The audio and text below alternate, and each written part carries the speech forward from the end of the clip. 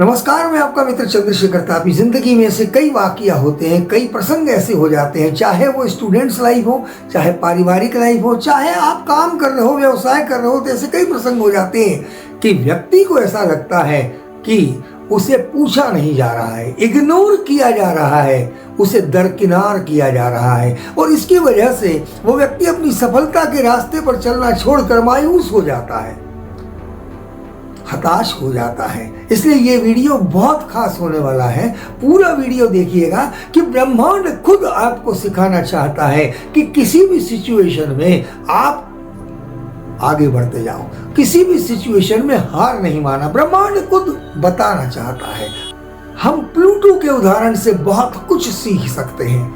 मान्यताओं के अनुसार 9 ग्रह होते हैं जिसमें प्लूटो भी शामिल है, लेकिन वैज्ञानिकों ने अभी कुछ मान्यताओं के आधार पर, कुछ मापदंड के आधार पर 9 ग्रहों में से अलग कर दिया।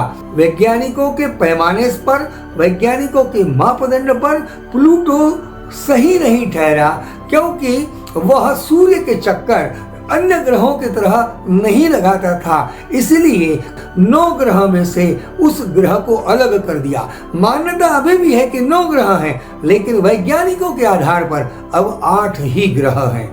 लेकिन क्या वो चक्कर लगाना छोड़ता है?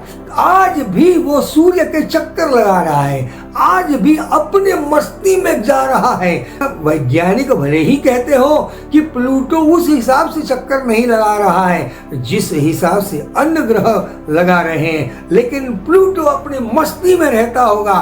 प्लूटो अपनी मस्ती से आनंद के साथ सूर्य का चक्कर लगाता होगा। उसे कोई फिक्र नहीं कि वैज्ञानिकों ने उसे 9 में से अलग कर दिया है। उसे कोई फिक्र नहीं कि 9 ग्रह की श्रेणी में उसे नहीं रखा गया, नहीं रखा गया, नहीं रखा गया, रखा गया, रखा गया। उसे दुनिया से कोई लेना देना नहीं, उसे अपने मस्ती से मतलब है। वो अपने मस्ती से सूर्य के चक्कर काट रहा है, आज भी काट रहा है। प्लूटो को अंधेरे का देवता भी कहा जाता है। प्लूटो अंधेरे में चक्कर लगाता है, ऐसी मान्यता है। आप हैरान हो जाएंगे कि प्लूटो का नाम प्लूटो कैसा रखा गया। ऑक्सफोर्ड स्कूल ऑफ लंदन की 11वीं की छात्रा वेनेशिया बर्ने ने उसे नाम दिया।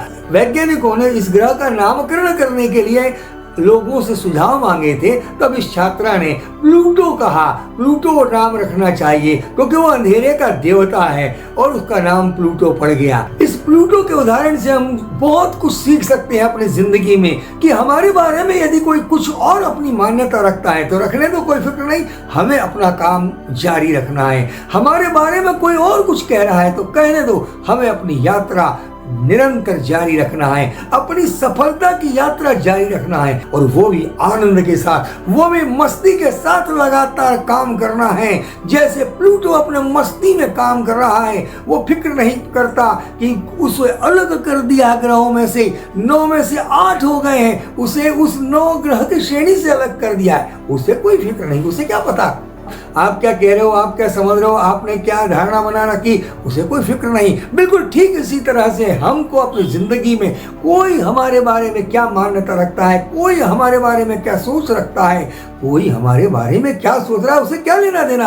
हमें अपनी यात्रा आनंद के साथ सफलता की करना है। हमें अपनी यात्रा सक्सेस की निरंतर जारी रखना है। हमने जो ध्येय सोचा है उस पर काम करना है और लगातार करना है। दूसरों की सोच से हमें कोई फर्क नहीं पड़ना चाहिए। दूसरों की बातों से हमारी सफलता की यात्रा में कोई फर्क नहीं पड़ना चाहिए।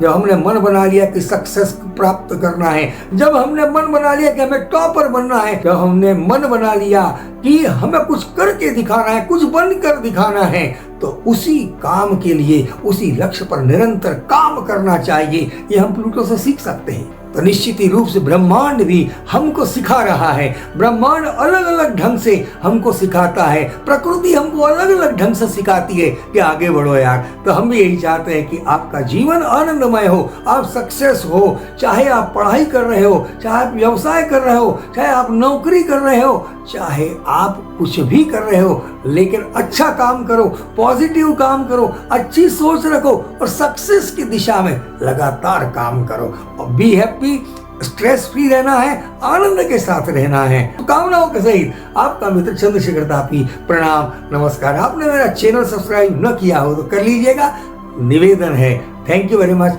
नमस्कार।